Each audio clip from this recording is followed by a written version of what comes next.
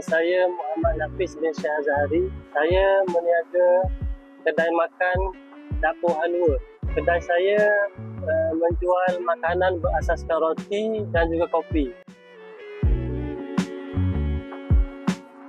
Tercetusnya idea untuk buat roti bakar ni sebabkan kita tengok kawasan sekeliling kita ni kebanyakannya makanan sama je. Jadi kita buat lain daripada yang lain sikit. Kita tukar roti bakar dan kita samakan roti bakar tu dengan kopi. Roti bakar ni kita belajar kebanyakan belajar dalam YouTube. Lepas tu kita tengok idea orang lain, tengok idea kedai makan lain. Duit yang saya dapat tu saya gunakan untuk renovate kedai sikit dan saya beli peralatan.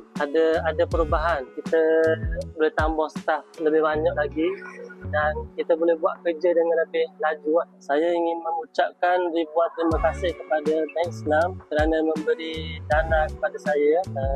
Dengan dana yang saya dapat mengembangkan lagi kedai saya dengan lebih maju lagi. Siapa yang mari di Gong Badak, Kuala Terengganu, saya datang ke kedai saya, Dapur Halua.